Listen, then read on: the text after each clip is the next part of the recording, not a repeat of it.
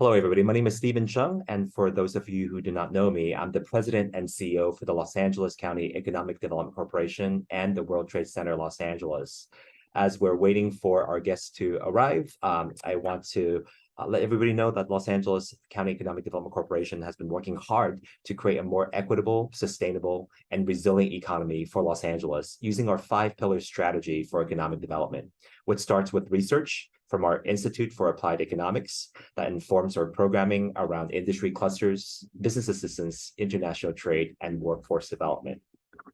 As many of you know, the Los Angeles County Economic Development Corporation's vision is a reimagined Los Angeles regional economy, one that's equitable, growing, sustainable, and resilient, that provides a healthy and high standard of living for all. Before our team from IAE begins today's presentation, I want to give you a quick overview of some of the programs since we were last together in September. Over the last few months, our workforce development team has partnered with many private sector and public institutions as well, including Microsoft, to help train and provide certificates on artificial intelligence, striving to have a more diverse workforce trained in this revolutionary field. Our business assistance team were some of the first on the scene after the 10 fire that damaged our freeway system. They were looking for ways to assist those small businesses recover and be more resilient after the disaster that faced our entire community. Our World Trade Center Los Angeles hosted multiple international delegations looking to relocate to Los Angeles region, which will help grow our economy together. And the California Jobs First program, formerly known as the Community Economic Resilience Fund, or SURF process, and the Los Angeles Hydro Transition Collaborative is continuing its work to create a regional economic development plan for a carbon neutral and sustainable regional economy. I can go on for the entire hour about our successes with our 5-pillar strategy for economic development, but I'd like to highlight some additional IAE-specific highlights from the last 2 months. We know that research creates a fundamental understanding of potential growth of our region, providing an understanding of how the economy can grow with the most impact. The Institute's 2023 Sports in the Los Angeles Basin report was released in October at the Los Angeles Sports Council's LA Sports Innovation Conference. The IAE team will go over more of the key findings from that report shortly, but I want to highlight that with 12 major league professional teams and over 8 NCAA Division I schools, we see that over 83,000 jobs within the sports industry throughout Los Angeles Basin, which will surely grow as we look forward to the FIFA World Cup in 2026 and the Olympic and Paralympic Games in 2028. And piggybacking off that report, on January 23rd of 2024, in partnership with Cal State University, Dominguez Hills, and UCLA, we will be hosting the Future Forum of Sports and Entertainment, making Los Angeles the global end zone. The new UCLA Nimoy Theater, formerly the Historic Press Theater in Westwood, is where we're going to be hosting it. We'll bring together an exceptional lineup of industry leaders for a lively discussion on our region's iconic sports and entertainment industries, with a reception to follow. So please join us and check out our website for more information. Shannon Sedgwick, who will be speaking to you later, the director of IAE, also was a panelist at the Los Angeles Business and Financial Empowerment Summit by the Los Angeles Mayor's Office of Business Economics and Development. The summit was intended to promote economic growth within the region by equipping business owners and entrepreneurs with valuable information, including market dynamics, evolving consumer behaviors, and global economic indicators, provide valuable insights into potential challenges and opportunities for businesses in the entire region. Senior economist Dr. Justin Adams, who you'll be hearing from later on as well, participated on the panel hosted by the Westside Urban Forum entitled the 2023 Legislative Roundup, Insights into Sacramento. This event focused on specific housing bills signed into law in California in 2023, involving topics such as the new CEQA exemptions for low and moderate income housing and property owner rights regarding accessory dwelling units. I also want to highlight that on February 27th of 2024, our highly anticipated annual economic forecast will occur at the Intercontinental Hotel in Los Angeles and downtown. We will release our 2024 forecast reports, and you'll get a valuable look ahead at projections for the national, state, and county level economy.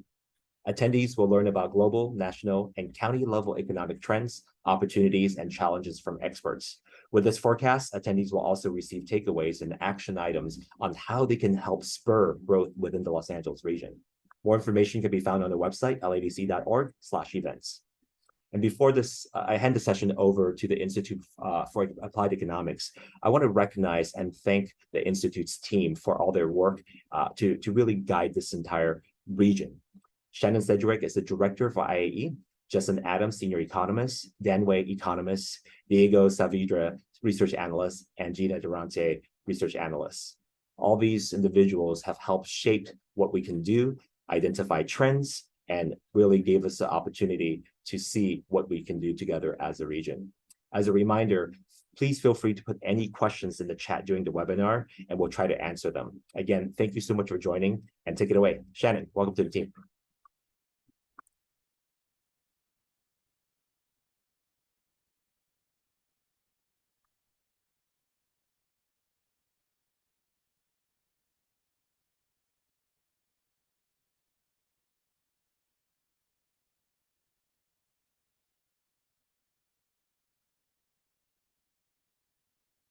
Good morning. And a warm welcome to everyone joining us today for our quarterly economic briefing, where we discuss the current state of the economy and we share insights into recent developments and trends. As Stephen mentioned, we have a good chunk of our team on here today. Justin Adams, our senior economist, Dan Wei, our economist, and we're all joining you to go over national economic conditions, the local employment situation, and manufacturing here in LA County. So as we move on to the current state of the economy, I'm delighted to introduce the Institute's senior economist, Dr. Justin Adams.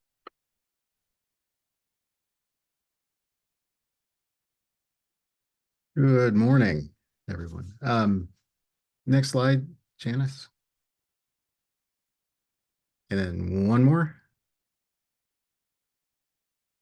Great. Okay, so thanks everyone for joining this morning's quarterly economic briefing. My name is Justin Adams. I'm senior economist with IAE, and as Shannon stated, I'll be walking through the national economic conditions.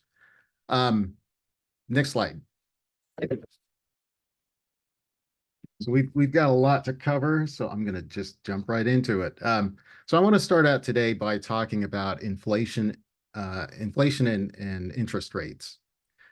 So for most of this year, we've been saying that inflation and how the Federal Reserve deals with it would be major drivers of economic performance, both nationally as well as locally. And over time, inflation has moderated. The chart on the left shows inflation as measured by the Consumer Price Index. It shows that year over year inflation has come down from about 9% in June 22 to about 3.2% as of October. For the past few months, you can see it's been fluctuating in the mid threes. The chart on the right shows the effective federal funds rate, which is set by the Federal Reserve. And you can see the large run-up of interest rates trying to get inflation under control. But as inflation has moderated, the Fed has eased off its rate hiking. So for the past few months, you can see that the Fed has kind of taken a wait-and-see approach, where it's held the effective federal funds rate steady at 5.33%. So the Fed is still, not happy with the current level of inflation that we're seeing. They would prefer it to be closer to 2%.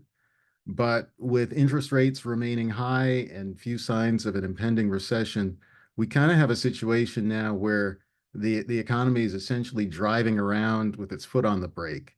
And the Fed is hoping that inflation is going to slowly ease down the rest of the way. We'll learn more on Wednesday about the Fed's perspectives when they meet to discuss whether any changes in interest rates are warranted. Next slide, please. So while inflation has moderated, the bad news is that essentially the damage has already been done. We've been living through an extended period of high inflation. And so the cumulative impact of that means that prices today are markedly different than even 3 years ago. And I have to apologize for the error on this chart. The bullet in the lower left should read in less than 3 years. The coffee hadn't quite kicked in yet when I put this slide together. So again, apologies for that. But this chart looks at the consumer price index by selected categories. And it measures the change in prices going from January 2021 to October 2023. And it shows that across all items, prices now are about 17.6% higher than they were in January 2021. Food is 20.2% higher. If you look at full service meals, which includes like restaurants, that's 19.4% higher. Shelter is 17.7% higher.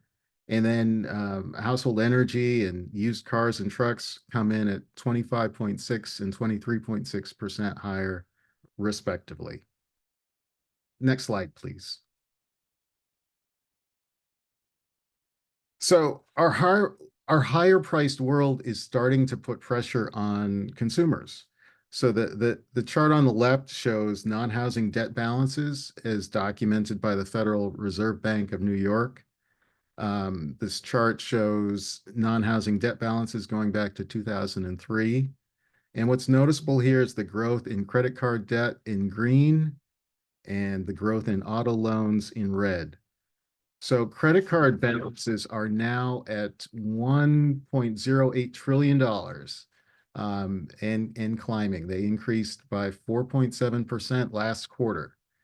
Auto loan balances have also increased. They've increased by 13 billion and now are at 1.6 trillion. And the chart on the right shows the percentage of credit card borrowers who are newly delinquent.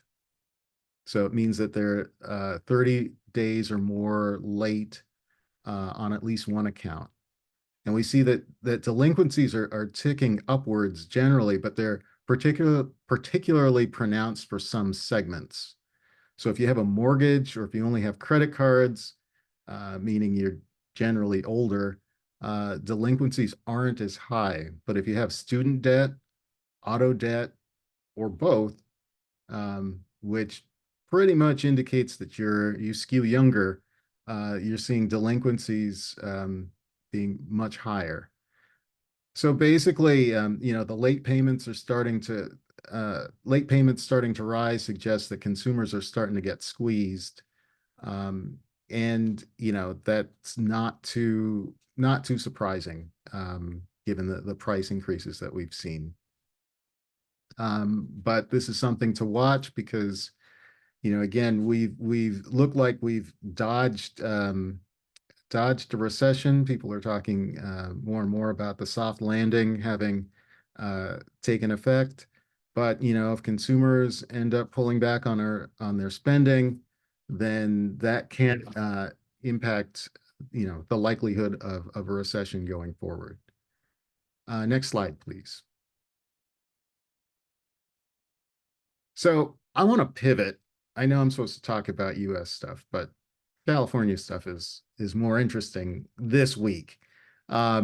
As I'm sure many of you heard, the California Legislative Analyst's Office announced that the state is facing a $68 billion shortfall. And the LAO, they came out with a report, and in that report, they suggest that California actually began an economic downturn back in the summer of 22. And they're suggesting also that California entered a recession in March of 2023.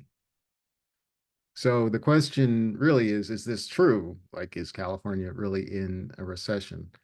So here's one of the charts that the LAO presented that makes their case for why California might be in a recession. So this shows California unemployment in blue It shows actual recessions in gray, and then the red dots are come from the SAM rule. So Claudia Sam is a researcher for the Federal Reserve Bank of St. Louis. And she developed a formula to kind of predict or at least track recessions in real time. So as they're occurring. And she's looking at a weighted average of unemployment rates against and how they change over time. And basically, if you the LAO applied her formula to California unemployment, and they suggest that that this triggered in March of 2023. You know, as we see the unemployment rate bump up from 3.8% to where it is now, actually 4.8%. Next slide, please. So there are reasons for skepticism. You know, I have to admit that the LAO could be right, but they could also be wrong, and there are a couple of reasons for this. So the chart on the left shows the percentage change in real GDP for California. So basically, you know, one of the rules of thumb for determining whether or not there's a recession is, did you have 2 consecutive quarters of negative economic growth? And this shows real economic growth. And we can see that, yes, there were 2 consecutive quarters of negative economic growth, but they occurred prior to the summer of 2022. Since then, we've seen fluctuating growth, but we haven't seen anything, if you just looking at real GDP for California, nothing that suggests that that overall the state's economy is slowing. You should also consider you know, the labor market. So I showed you the SAM rule in the previous slide, which is saying when unemployment ticks up by a certain amount, that okay, we're in a recession. But you know, we're in a different labor market post-COVID, and we should all kind of keep that in mind. So unemployment now isn't really the same as unemployment before COVID, because, well, you know, global pandemics have a way of changing people's perspectives. So now you have people that are more selective about jobs. They're more, you know, they're less likely to take a job, let's say, if it's 100% in the office full time. And then folks who just decided, you know, I want to spend more time with family. So they're taking different approaches to the labor market. So it's kind of hard to say that to compare what's going on now with what has gone on historically. The other part is if you think about the $68 billion shortfall, which sounds large, I mean, it is, but there are a lot of things that are going into that. So part of it is the fact that, you know, we have a highly progressive tax structure in California with reliance on capital gains. And we've seen that what the increase in interest rates have done to the ability to lend money, and how that's impacted the high tech sector and in Northern California, and we've seen the layoffs there. So the question is, you know, is it really a broad-based, is the $68 billion shortfall really from broad-based economic reductions, or is it concentrated in particular sectors? The other thing that is a little misleading is that 68 billion, it turns out that 26 billion of that was due to the previous fiscal year. So the fiscal year that ended in at the end of June 2023. The reason why that matters, we've had our tax extensions, so taxes weren't due until October and November.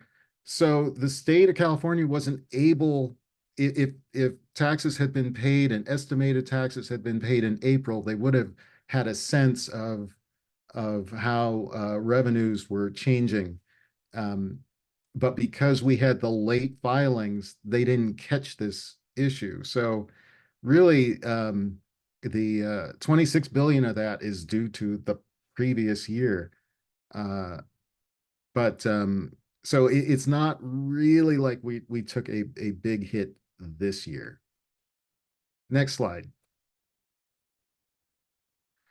So let me wrap this up with what I'm looking at sort of going forward. So the $68 billion, whether or not we're in recession or not, the $68 billion shortfall is real. And the state of California has to address it.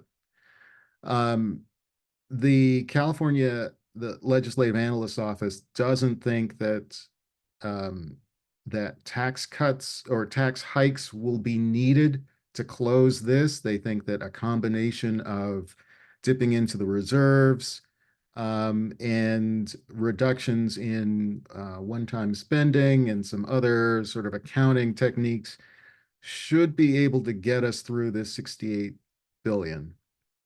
That said, sort of all spending programs are kind of on, they are eligible for cuts. So it'll be interesting to see how that plays out. Also, solving the $68 billion problem is just one issue, because it turns out that we are going to face, or the state will face, annual deficits of about $30 billion a year for, I think it's 3 years. So there will be some longer term reckoning that'll have to take place, and those discussions will, I'm sure, start in earnest this month and next month. And with that, I will turn it back over to Shannon.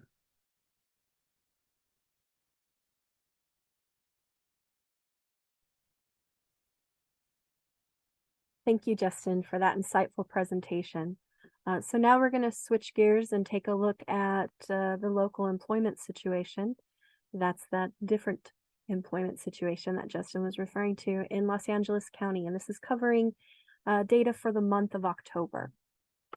Next slide. So the labor market continues to be strong here in Los Angeles County. The non-farm payroll jobs reached close to 4.7 million here in the county in October. And that's moving up from where it had been hovering at around 4.6 million for most of the year. Total non-farm employment in LA County is up month over month and year over year by 51,900 jobs month over month, and up by 74,900 payroll jobs year over year. As of October 2023, non-farm employment has surpassed the pre-pandemic level, pushing beyond what we saw in October 2019 by close to 89,000 payroll jobs. Next slide, please. So the unadjusted unemployment rate for Los Angeles County was 5% in October. It's the first decline that we saw in that rate since April of 2023. However, when you consider seasonal factors like the summer break and education, that unemployment rate is estimated to actually have increased by 0.1%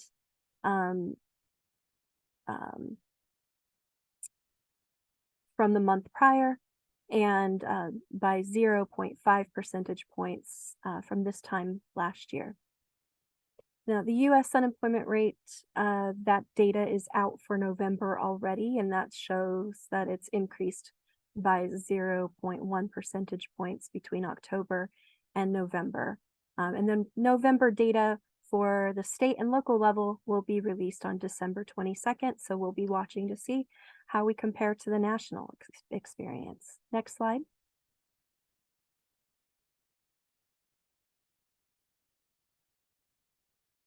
So here we look at monthly changes in payroll employment by sector.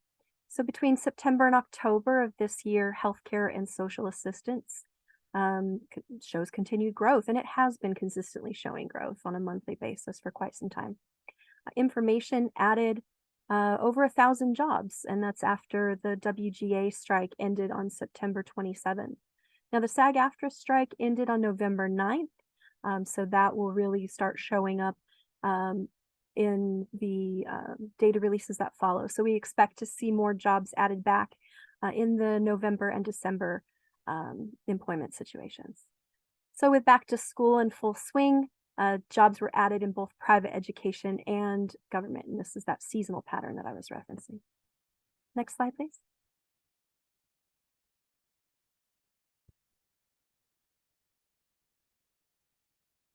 So most industries have added jobs over the year, and that's led by healthcare and social assistance and food services and drinking places. Those are our top two.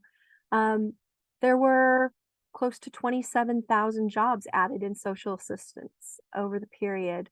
And this kind of ensured that that whole sector kept its top rank for yearly job growth. Social assistance accounted for 48% of the total industry sector growth. And if you are wondering what social assistance is, it's really an industry that's engaged in the administration and coordination of programs for public assistance. So information lost a significant number of payroll jobs, and that's with the dual WGA and SAG-AFTRA strike. And so the next 2 months, November and December, will show how this industry recovers since both have ended. Next slide.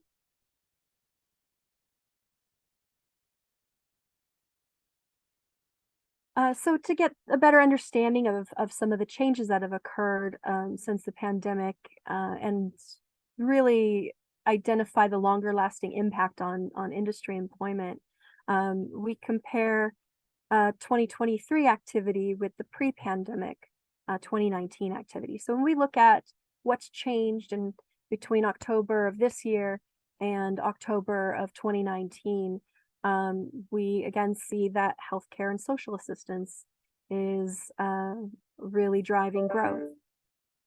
We see that the information sector, while it had a post-COVID rebound, the dual WGA and SAG-AFTRA strikes did have a negative effect on payroll, so that's showing up there.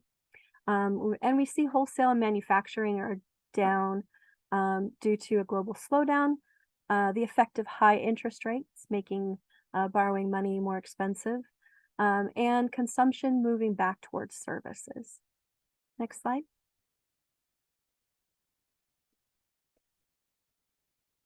So job postings data, we like to take a look at that because it represents real-time employer demand, and it can be an indicator of what may occur in the labor market. And so monthly job postings in LA County, they fell to just over 68,000 unique postings in November of 2023. And that's a decline of about 36% from November of 2022. When we look at companies that had the most job postings this year from January through November, we see the University of California popping up as number one, Kaiser Permanente and Cedars-Sinai popping up as number 2 and number 3 respectively. Robert Half, which is an employment agency, popping up. Northrop Grumman, which of course is our aerospace industry, and Allied Universal, which is healthcare again, rounding out the individual companies that have job postings for the year that exceeded 5,000. Next slide. So one of the key industries, as Stephen mentioned, that we're taking a look at in Los Angeles County is the sports industry here. So we did do an economic study quantifying the impact of the sports industry in the Los Angeles basin, which is Los Angeles County and Orange County combined. So I'm going to share just a few key highlights. And so The sports industry here, it's one of the two largest markets for collegiate and professional sports in the US. The collegiate sports programs were previously put on pause due to the pandemic. This is a report that we've done now 3 times. We did do one last year where we were capturing what was happening during the pandemic. And so this year, we see that collegiate sports has fully rebounded and increased in economic activity. And professional sports has recovered from the effects of the pandemic as well in terms of economic activity. So direct revenues in the industry, they increased by more than 717 million in 22.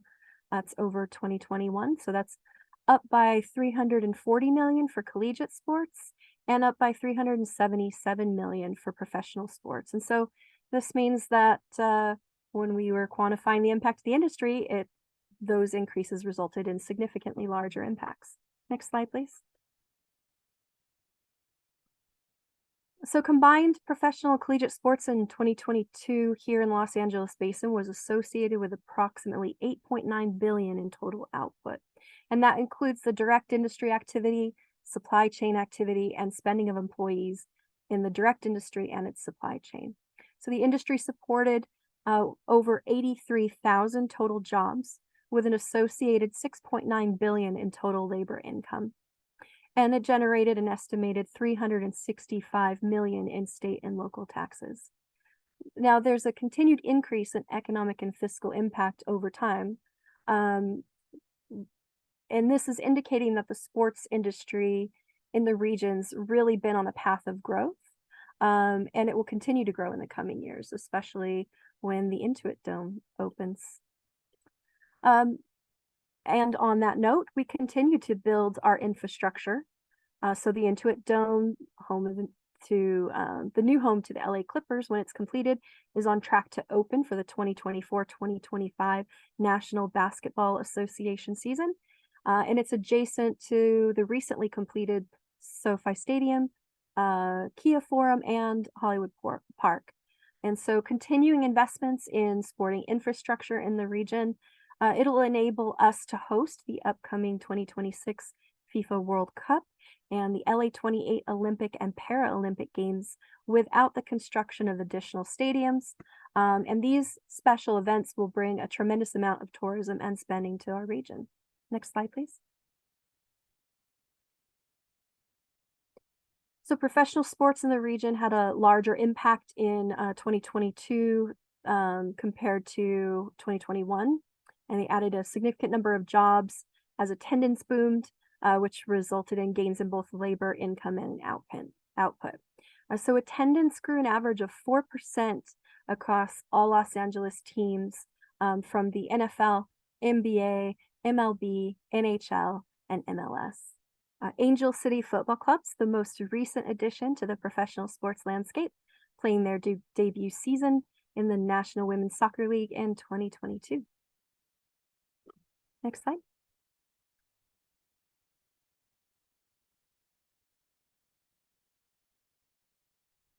Now there's 54 collegiate athletics programs and close to 17,500 total student athletes in the Los Angeles Basin for the 2022 season. And that's a significant increase over the prior year. Collegiate sports were previously put on pause due to the pandemic. And so they resumed in 2022, leading to a full rebound and increased economic activity. And the collegiate sports had a larger economic impact in 2022 compared to the pre-pandemic 2018 season, which was a previous report. Next slide. Before I turn it over to our economist, Dan, who will be covering our local manufacturing sector, just want to say that you'll be able to read the full report on the sports industry on our website. Now, Dan, take it away. Thank you, Shannon.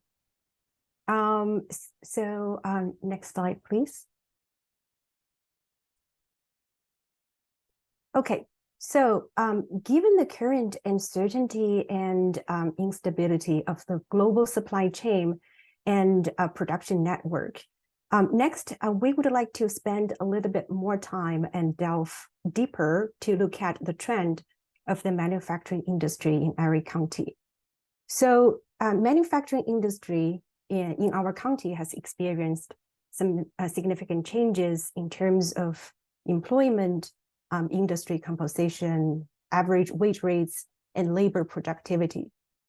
So first, let's take a look at the manufacturing job landscape. The manufacturing employment in Erie County has encountered great challenges. So as we can see on this bar chart, in 2013, the total number of manufacturing payroll employment stood at approximately 367,000. And then by 2022, it declined to 321,000. This represents a reduction of 46,000 jobs, or a 12.6% decrease.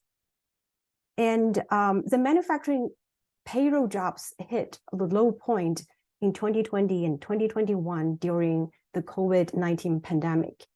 However, it has rebounded by about 9,000 jobs in 2022, but it has not recovered to the pre-pandemic level yet. And also, in addition to the payroll employment, there is also a small portion, about 13,000, or between 3 and 4% of the all manufacturing jobs in Erie County are self-employed. Next slide, please. Okay, so next, let's take a look at the composition of the manufacturing industry in Erie. So on these two pie charts, one for 2013 and one for 2022, we focused on the top 5 manufacturing subsectors, and we aggregate all the other subsectors into this other category. So we see that in both years, the top 5 remains the same. They are apparel, fabricated metal product, transportation equipment, computer and electronic product, and food manufacturing. So collectively, these top 5 manufacturing subsectors account for nearly 60% of the county's total manufacturing employment. However, we can also notice that there have been some changes in the relative shares of these top 5 subsectors in the past decade. So, for example, the share of transportation equipment manufacturing has increased from 13% to 16%, while the share of apparel manufacturing dropped from 13% to 7% over the past decade. Next slide, please. All right. So when we discuss the unique industry composition in the county, it would be very useful to compare the concentration of various subsectors with respect to the national average level, so that we can gain more insights in terms of regional competitiveness. So employment location quotient is calculated by dividing the proportion of employment in a specific industry in a region by the proportion of the national employment in the same industry. So, for example, as indicated in this bar chart, the location quotient of 7.97 of apparel manufacturing in LA means that the proportion of apparel manufacturing workers in the county is almost 8 times the proportion in the US as a whole. So this means, although the previous slide we just saw shows a clear decline of the share of the apparel manufacturing sector in the county in the past 10 years, this sector still has a much higher representation in terms of the employment compared to the national average level. And other than apparel manufacturing, Erie County also has relatively large concentration of manufacturing workers in leather and allied product manufacturing, petroleum and coal products manufacturing, and textile product mills. And on the contrary, we can see that the county has relatively small concentrations in wood product, machinery, primary metal, and non-metallic mineral product manufacturing compared to the national level. Next slide, please. So next, let's take a look at the trend of the changes in manufacturing wages measured in real dollars. So all of the numbers shown here have been adjusted for inflation. So in 2001, the real wage was about $88,000, measured in 2022 dollars. And the real wage reached over $106,000 a year in 2022. So this represents a nearly 21% increase over the 22-year period. And looking at the yearly trend, we can see that there was a dip in 2019, and this probably ties to the global economic slowdown and the trade tensions between the US and China. And interestingly, we see that the real wage actually increased during the COVID-19 pandemic and reached the peak level in 2021. However, they dropped again in 2022 because of the hike of inflation rate, which essentially lowered the real wage rate and also negatively impacted the purchasing power of the consumers. Next slide, please. So the next slide shows the top 5 and bottom 5 subsectors ranked by their wages. So we see that the subsector offers the highest wage is petroleum and coal product manufacturing with a wage of nearly $260,000 a year. And this is followed by computer and electronic product and transportation equipment manufacturing. And the lowest wage subsectors include leather and allied product, textile mills, wood product manufacturing, etc. So their annual wages range between $65,000 and $69,000 a year. Next slide, please.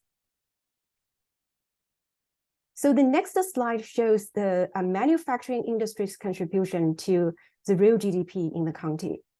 Despite the decrease in manufacturing employment we just saw, the industry's contribution to real GDP has increased from about $59 billion in 2001 to $86 billion in 2021. All of these are measured in 2021 dollars.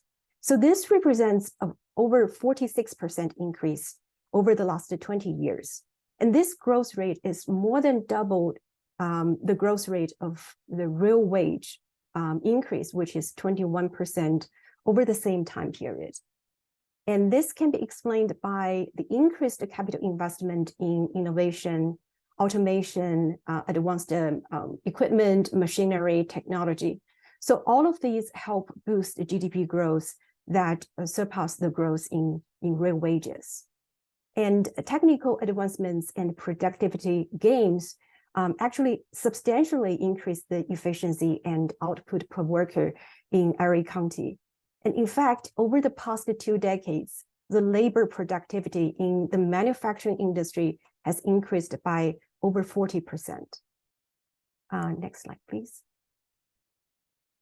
Okay, so to better understand the immediate demand of manufacturing labors, we can examine the trend of real-time job postings in the industry.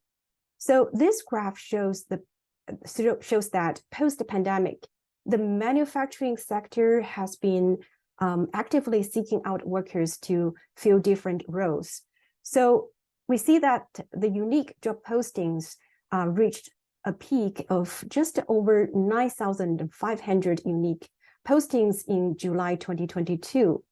Although job postings have declined since then, they have maintained relative stable levels throughout 2023 at around 6,000 job postings per month.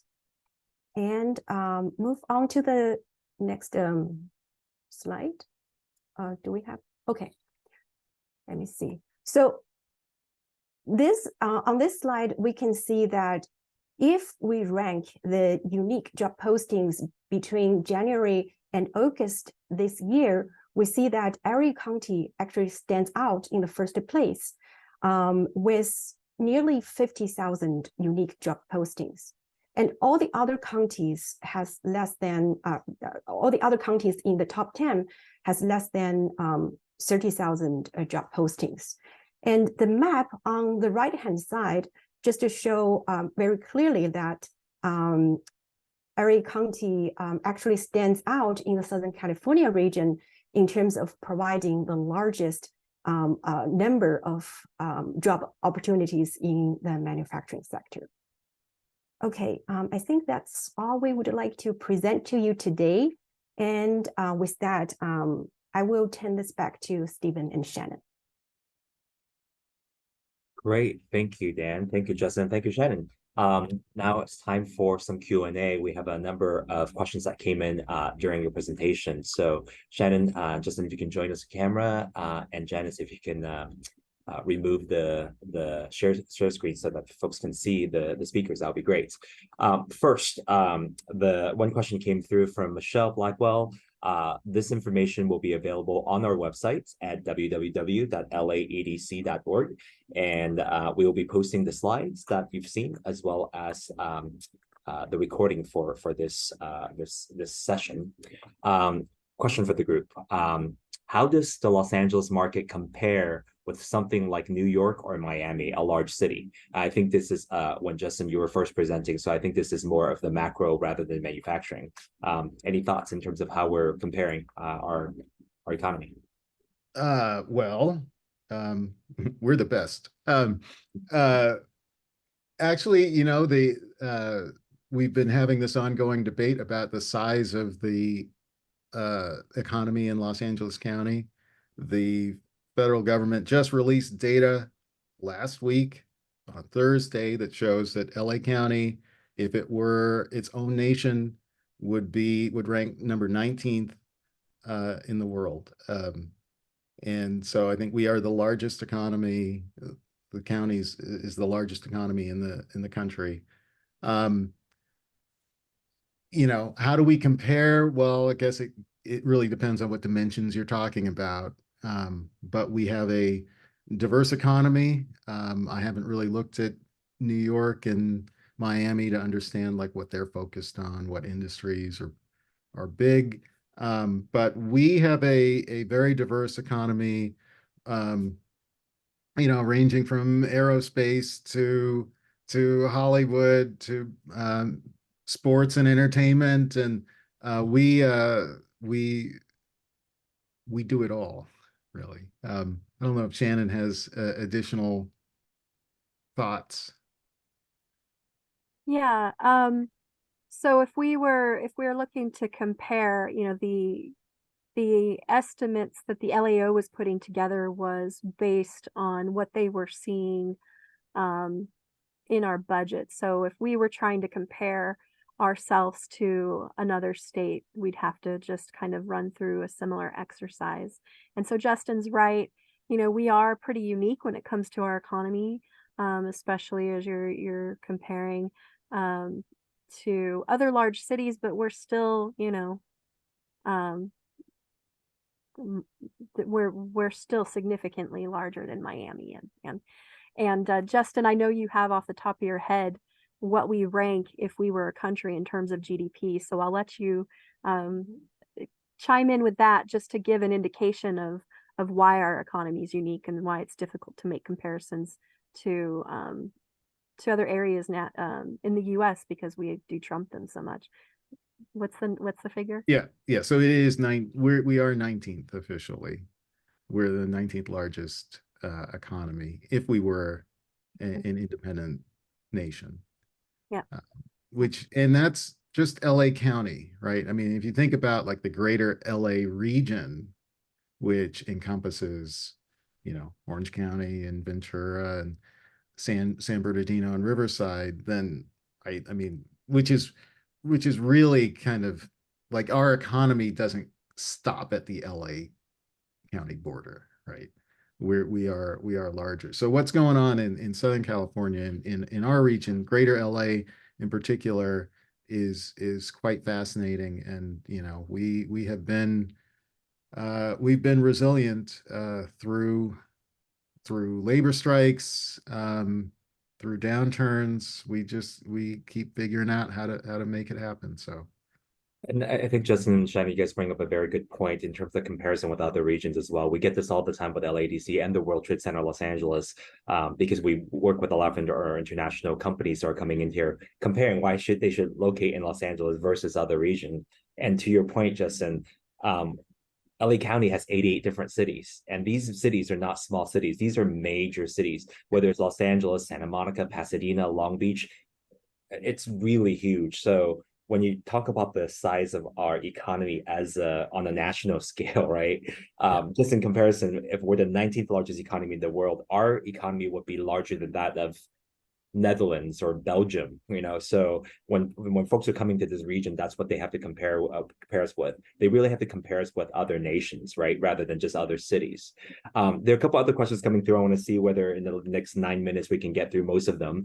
Aaron said, do we have any data regarding the biomanufacturing sector, given that LAEDC has done such a huge focus on our bioscience industry, starting at the economic forecast earlier this year, announcing LAEDC's focus on the bioscience and life science sector. Do we have any information about that sector? Yes, we do.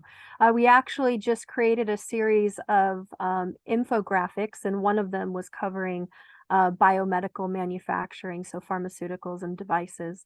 And so that is also available in the research section of our website. If you'd like to take a look, it has some information like employment, contribution to GDP, and job postings. Great. Yeah, so maybe just two specific metrics with respect to the biomedical industry. So we talked about unique job postings. Actually, there are biomass industry ranked the second in terms of the number of job postings, accounts for nearly 10%. And also this industry offer quite high paying jobs as well, over $121,000 a year. Yeah. So great plug for our website. The IE team here produces a lot of data and reports, and sometimes folks don't take advantage of all the information that's out there. So please go to our website, laedc.org, and go to the research section and read all the reports. There are hundreds and hundreds of pages for you to look at as well. And especially with some of the highlights that Shannon mentioned, it will be available to you. Esther said, is there a breakdown available of the industries the jobs posted by Robert Half belong to? So I guess the question is, from a temporary posting standpoint, are there a breakdown in terms of what the industries represent?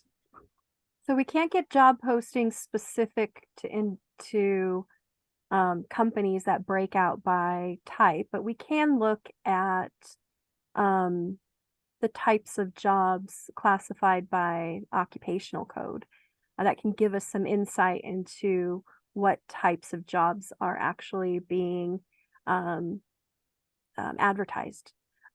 So Esther, if you would like to, I believe there's also contact information on the website. If you'd like to email myself or my team, if you have any interest in knowing what the top occupations were, we're happy to share that with you. Great. So Esther will follow up. Go to our website, look at the staff section, and then all our contact information is on there. Please email Shannon and her team. Jose asks, what is the median wage for the healthcare jobs that continue to grow? I think Shannon, for your section, it covered that there were 86,300 jobs increase in this sector from 2019 to 2023. That's a lot of jobs. So do we have the wage information on this? Not specific to the ones that are growing, just the median wage for healthcare jobs. So there's a little bit of a data lag when we're looking at wage data. There's no way to marry it to what's happening with the employment estimates that are current, which is what we're sharing on our webinars. We could look at the median wage for the job postings and get the information for you there, Jose, if you would like to know. Thank you so much, Shannon. Another question is, what advice might you have for employment readiness workforce programs to strengthen relationships with employers to increase employment placement for job seekers? I'll step into this answer as well, and please, team, if you want to jump in. As we were mentioning earlier, LAEDC is focused on our 5-pillar strategy, and one of those strategies pillars is workforce development. So we have an entire workforce development team focused on this very issue. What we're seeing is that there are many different workforce development programs, workforce programs, AJCCs, community colleges, universities are focused on the same thing. However, sometimes, again, with a region as big as Los Angeles, I think the last we counted was that for this entire region, there are close to 189 higher education institutions. And so for our employers to engage with all of them, it becomes complex. And that's why LAEDC is stepping in to really help coordinate those activities to make sure the employers are tied in with our workforce development systems for a more regional approach. So we're focused on the industry side. So as we were talking about earlier, whether it's bioscience, life sciences, aerospace, defense, or sports entertainment, we're working very diligently with our various industry sectors to make sure that their information about what they need from their workforce in the future is able to be connected with our existing workforce development programs. And there are many of our partners I saw who also joined us, economic development organizations throughout the entire region that are also supportive of this work. So we're trying to work very closely with our local community partners to make sure that that information is also connected. That's a long way of saying, once again, go to our website, please contact our workforce development team, and they will be able to support additional connections. But please do look at our website for upcoming information about our industry cluster growth, specifically getting ready for employment engagement and employment readiness. All right, another question is, please, do you have any reports on SMBs in LA County? I'm assuming that small, medium businesses. We will be releasing. We've just conducted a study. It's a collaborative effort between Arroyo West, Chaffey College, Latino Restaurant Association, and ourselves. It was funded by the Irvine Foundation, taking a look at small businesses in Los Angeles County. And so we expect that should be released about the first of the year, and you'll have a lot of information about some characteristics of small and medium businesses. We have a survey asking about what are some of the considerations, barriers, and other insights that these small business owners and entrepreneurs have had entering this space. We have information of the industries and even information about small and medium businesses and where those diverse small and medium businesses are likely to be located throughout the county. So we're looking forward to the public release of that. And as I said, it should be the first of the year when that's made public. So, and let me just jump in. That it actually ties into the previous question about workforce development, because the main focus of that report, we have a ton of information on small businesses, but it was really like, okay, so how can we use small businesses to promote workforce development, essentially? And so it's understanding the small business needs, but also what will it take for them to grow and expand and become like more professional, but in a position to hire more. So we're excited about that report, and hopefully we'll get to share it with you soon. Lots more to come then. We have one more minute left. I'm going to rush through the next 3 and try to get all of it. One, if we cannot compare LA to pre to post pandemic, it does seem logical to compare LA with a large city after the pandemic. I think that's one of the things that we would like to do in the future, continue to compare ourselves with other regions as well. So information will hopefully become available.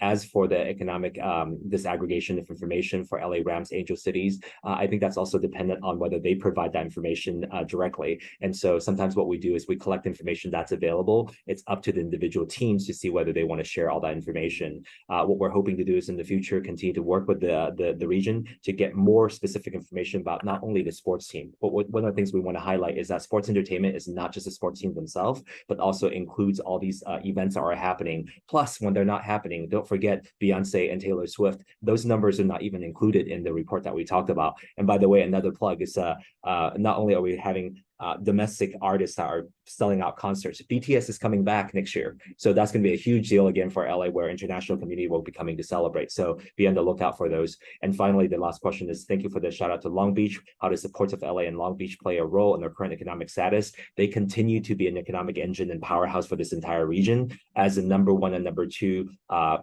container ports in North America. This international trade connection with the rest of the world is happening right here in the Los Angeles region. So they continue to have a huge effect, and we want to thank the entire logistic and supply chain system here in Los Angeles, including the Port of LA, Port of Long Beach, for everything they've done during COVID for us to get through this entire period. It's now 12:01 and we're over by 1 minute. So I want to thank everybody for their participation and the economic briefing. What we also wanted to make sure that is that you guys join us on January 23rd for the Future Forum on sports and entertainment, and then on February 27th for economic forecasts in downtown Los Angeles. All the information will be available on our website. If we don't see you before then, happy holidays, and we hope to see you in the new year. Thank you, everybody.